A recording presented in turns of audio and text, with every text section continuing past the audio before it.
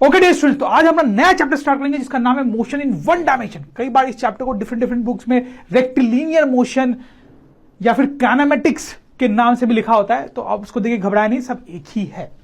Now students देखो, हम physics पढ़ रहे हैं और फिजिक्स का एम ही क्या है? फिजिक्स का फंडामेंटल एम है हमारे आसपास जो दुनिया है उसको समझना, राइट? इसमें कोई डाउट की बात नहीं है। फिजिक्स का एम ही है कि हमारे आसपास की जो दुनिया है उसको हमें समझना, राइट? कि पंछी कैसे उड़ते हैं, नदी कैसे बहती है, पहाड़ कैसे होते हैं, सन कैसे राइज होता है, मतलब ऑल सच स्टफ्स। लेकिन स्टूडेंट्स, अगर आपको दुनिया को समझना है तो सबसे पहले जो चीज मेरे हिसाब से आपको समझने की जरूरत है that is motion. That is motion, you know, क्योंकि आप अपने आसपास कहीं भी देखो आपको चीजें चलती हुई दिखाई देंगी। आप कहीं भी देखो, आप बड़ी से बड़ी चीज देखो, छोटी से छोटी चीज देखो। जैसे सबसे बड़ी से ही स्टार्ट करते हैं, जैसे आप यूनिवर्स को ही देखो तो उसमें सोलर सिस्टम, तो सोलर सिस्टम में क्या हो रहा है स्टूडेंट? सन के अराउंड सारे प्लैनेट्स घूम रहे हैं, मोशन हो रहा है वहां पे, राइट? उतना ही नहीं स्टूडेंट्स, अगर हम अर्थ की बात करें तो अर्थ जो है वो सन के अराउंड तो घूम ही रही है, लेकिन वो अपने ऑर्बिट के अराउंड भी घूम रही होती है स्टूडेंट्स। और इतना ही नहीं, मून उसके अराउंड घूम रहा है, तो कितना ज्यादा मोशन इन्वॉल्व है स्टूडेंट्स। फिर आप थोड़ा सा अगर अर्थ के ऊपर आ जाएं, थोड़ा जमीन पे आ जाएं, तो आप देखेंगे आकाश में देखेंगे तो you will find aeroplanes moving. जमीन पे आओगे तो you will see trains moving, wind जो होता है वो भी मूव कर रही होती है स्टूडेंट्स। इतना ही नहीं स्टूडेंट्स, आप और नीचे आओ, अभी आप अपने घर में जाओ तो you will see fan moving, you will C cars moving outside your house. इतना ही नहीं, मेरे वॉच में जो नीडल्स है वो मूव कर रही है स्टूडेंट्स। अभी मैं मूव कर रहा हूं, right? I am in motion, isn't it students? इतना ही नहीं, ये एक वॉल है स्टूडेंट्स, आपको देखने में लग रहा होगा कि ये रेस्ट पे है, ये तो रेस्ट पे है, कोई डाउट नहीं है। लेकिन स्टूडेंट्स आपको पता है कि इसके अंदर एटम्स है बहुत सारे, और एटम्स के अंदर इलेक्ट्रॉन्स है, और आपको पता है स्टूडेंट्स कि इलेक्ट्रॉन्स क्या कर रहे होते हैं? वो न्यूक्लियस के अराउंड घूम रहे होते हैं। तो ये जो वॉल आपको रेस्ट पे दिखाई दे रही है, सोचो उसके अंदर कितने इलेक्ट्रॉन्स है और सबके सब मूव कर रहे हैं, तो इसके अंदर भी कितना मोशन चल रहा है। इतना ही नहीं स्टूडेंट्स, ये लेडी आपको रेस्ट पे दिख रही होगी, ठीक है? क्या ये वाकई बिल्कुल रेस्ट पे है? हाँ, ये रेस्ट पे है, ये ठीक है, लेकिन इसके अंदर ब्लड फ्लो कर रहा है स्टूडेंट्स, राइट? ये सांस ले रही है तो हवा अंदर बाहर जा रही है, that air is in motion. तो स्टूडेंट्स, कहने का मतलब ये है कि motion is everywhere around us. तो अगर दुनिया को सही से समझना फिजिक्स का एम है, तो इसका मतलब है कि मोशन के बारे में जो डिटेल्स हैं, यू नो, चीजें क्यों मूव करती हैं, कैसे मूव करती हैं, ये तो हमें समझना ही पड़ेगा। And that is the aim of this chapter. I hope you understand this. तो आगे बढ़ने से पहले मैं आपको एक छोटा सा टर्म इंट्रोड्यूस करना चाहता हूं जो कि आपको बुक्स में कई बार मिलेगा, दैट इज कॉल्ड काइनेमेटिक्स, ठीक है? तो what is the meaning of kinematics?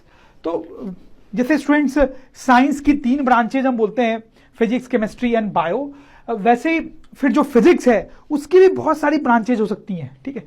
तो kinematics is one of the branches of physics, जिसमें हम ये पढ़ते हैं कि कोई चीज कैसे मूव करती है, यू नो। सो जैसे कि आप लाइट के बारे में पढ़ रहे हो, ठीक है? So that is not something which will come under kinematics, though it is under physics, right? अगर आप मैग्नेट्स के बारे में पढ़ रहे हो तो that is another branch of physics. तो वैसे लिख भी सकते हैं हम, kinematics the branch of physics in which we study how objects move. समझ में आ रही बात? अब देखो, तो हमें इस चैप्टर में यह पढ़ना है कि ऑब्जेक्ट्स कैसे मूव करते हैं, लेकिन क्योंकि हम चैप्टर स्टार्ट ही कर रहे हैं तो सबसे पहले हम क्या पढ़ेंगे? सिंपलेस्ट टाइप का मोशन पढ़ेंगे। यही तरीका होता है पढ़ने का, पहले सिंपल चीजें पढ़ते हैं, उसको समझते हैं, मास्टर करते हैं, फिर थोड़े और डिफिकल्ट चीजों पे जाते हैं। तो सबसे सिंपल टाइप का मोशन ऑब्वियसली क्या होगा students? Motion in straight line. जब कोई ऑब्जेक्ट स्ट्रेट लाइन में मूव कर रही होती है तो वो सिंपलेस्ट टाइप का मोशन होता है। अगर कोई ऑब्जेक्ट जैसे कर्व्ड पाथ में मूव कर रही है तो वो उतना सिंपल नहीं है। तो वो इस चैप्टर में हम थोड़ा मोड़ा हो सकता है देखें, बट मेन फोकस हमारा वहां पे नहीं होगा। अच्छा, मोशन इन स्ट्रेट लाइन को रेक्टिलिनियर मोशन या वन डायमेंशनल मोशन भी बोलते हैं। स्पेलिंग्स पे आप ध्यान देंगे। अच्छा, अब आगे बढ़ने से पहले एक और टर्म पे थोड़ा सा ध्यान देने की जरूरत है स्टूडेंट्स, और वो जो टर्म है that is trajectory. Trajectory, trajectory का मतलब सिंपली होता है पाथ ऑफ एन ऑब्जेक्ट। बड़ा सिंपल सा वर्ड है, पाथ ऑफ एन ऑब्जेक्ट। मतलब कोई ऑब्जेक्ट अगर इस पाथ पे चल रहा है तो इसी पाथ को उसका क्या बोलेंगे? ट्रैजेक्टरी। जैसे एक इलेक्ट्रॉन अगर न्यूक्लियस के अराउंड घूम रहा है तो ये जो ग्रीन रंग का उसका पाथ आपको दिख रहा है, that will be called its trajectory. अब देखेंगे मीनिंग ऑफ डायमेंशन। तो वन डायमेंशनल मोशन हम पढ़ने वाले हैं, लेकिन डायमेंशन वर्ड पे थोड़ा सा ध्यान देते हैं क्योंकि कई बार कंफ्यूजन हो जाता है इसको लेके। तो देखो, सबसे पहले तो मैं आपको बता दूं, कुछ ऐसे वर्ड्स होते हैं जिसके एक से ज्यादा मीनिंग हो सकते हैं, जैसे कि fan, you can be fan of Katrina Kaif और this can be fan also. तो वैसे डायमेंशन वर्ड भी है। डायमेंशन वर्ड हमने एक बार और पढ़ा है, यूनिट एंड डायमेंशन चैप्टर हमने पढ़ा है, उसमें हमने देखा कि डायमेंशन का क्या मतलब होता है। यहां पे डायमेंशन का हम दूसरा मीनिंग देखेंगे। जैसे देखो, कुछ ज्योमेट्रिकल फिगर्स की बात करते हैं। सपोज करो मेरे पास एक लाइन है, ठीक, फिर सपोज कर लो मेरे पास एक स्क्वायर है, और सपोज करो मेरे पास एक क्यूब है, ठीक। अब आप सोचो कि अगर इस लाइन के किसी भी पॉइंट की मुझे बात करनी है, किसी भी पॉइंट की मुझे बात करनी है, तो मुझे कितने एक्सेस चाहिए? एक एक्सेस काफी है, उसको आप चाहो तो एक्स एक्सेस बोल लो। एक एक्सेस काफी है, आपने एक एक्सेस ले लिया तो आप बोल सकते हो कि इस पॉइंट का ये जो पॉइंट है वो 0 पे है, ये 1 पे है, ये 2 पे है, ऐसे आप बात कर सकते हो, ठीक है। दूसरे किसी एक्सेस की जरूरत नहीं है। लेकिन आप सोचो कि अगर आपने इस स्क्वायर को लिया, अब इसके सारे पॉइंट्स की आपको बात करनी है, तो क्या एक एक्सेस लेके आप बात कर पाओगे? नहीं।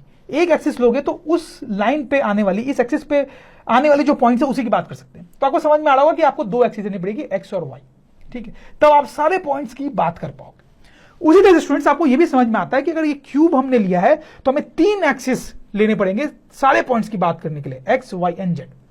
तो जो डायमेंशन का कॉन्सेप्ट है वो यहीं से रिलेटेड है। हम बोलेंगे कि लाइन एक 1 डायमेंशनल ऑब्जेक्ट है, क्योंकि उसके सारे पॉइंट्स की बात करने के लिए मुझे सिर्फ एक एक्सिस ही चाहिए, एक एक्सिस ही चाहिए। तो बोलूंगा 1 डायमेंशनल फिगर है वो। मैं बोलूंगा कि स्क्वायर जो है वो 2 डायमेंशनल फिगर है, और क्यूब जो है वो 3 डायमेंशनल फिगर है, क्योंकि क्यूब को डिस्क्राइब करने के लिए आपको 3 एक्सिस चाहिए और स्क्वायर को डिस्क्राइब करने के लिए आपको 2 एक्सिस चाहिए। तो ये फंडा होता है डायमेंशन का। आपको समझ में आई बात? उसी तरह से जैसे geometrical figures 1 dimensional, 2 dimensional, 3 dimensional हो सकते हैं, उसी तरह ऑब्जेक्ट्स भी हो सकते हैं। जैसे कि आप समझ सकते हो, अगर आप पतली से एक पेंसिल ले लें तो वो एक 1 डायमेंशनल ऑब्जेक्ट होगी। आपने एक टेनिस रैकेट ले लिया तो उसको डिस्क्राइब करने के लिए आपको 2 एक्सिस चाहिए होंगे, तो that is a 2 dimensional object, right.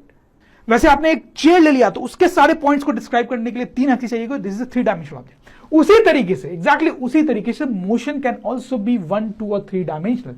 अब देखो, अगर कोई कार चल रही है रोड पे, तो एक एक्सिस अगर आप लेते हो तो वो कार हमेशा उस एक्सिस पे ही है, आप उसके मोशन की बात कर पाओगे। इसलिए उस मोशन को क्या बोलते हैं? 1 डायमेंशनल मोशन, राइट स्टूडेंट्स। लेकिन आप सोचो कि एक फुटबॉल ग्राउंड है, उसमें अगर कोई फील्डर मूव कर रहा है, कंटिन्यूसली मूव कर रहा है, तो आपको 2 एक्सिस चाहिए होंगी, तो that is a 2 dimensional object. लेकिन स्टूडेंट्स, वही फील्डर अगर अब जंप भी करने लगता है साथ साथ में, तो 2 डायमेंशन से आपका काम नहीं चलेगा, आपको एक और डायमेंशन बनानी पड़ेगी, एक और एक्सिस बनाना पड़ेगा। So that is why that motion will be called 3 dimensional motion. तो क्योंकि 1 डायमेंशनल मोशन सबसे आसान होते हैं, तो सबसे पहले हम उसी की बात करेंगे, फिर धीरे धीरे हम 2 डायमेंशनल मोशन की बहुत डिटेल में बात करेंगे, और 3 डायमेंशनल भी थोड़ा थोड़ा सा कहीं कहीं पे देखेंगे। तो स्टूडेंट्स, अगर ड्रोन स्टडी के ये वीडियोस आपको अच्छे लग रहे हैं तो आप प्लीज इनको लाइक करें, सब्सक्राइब करें, कमेंट्स लिखें स्टूडेंट्स, अपने थॉट्स बताएं, हमारे साथ शेयर करें कि आप और क्या चाहते हैं। और इतना ही नहीं स्टूडेंट्स, सबसे इंपॉर्टेंट नीचे शेयर बटन पे क्लिक करें और अपने दोस्तों के साथ इन वीडियोस को व्हाट्सएप और फेसबुक पे शेयर करें स्टूडेंट्स, ताकि वो भी इन वीडियोस का फायदा उठा सकें स्टूडेंट्स, राइट।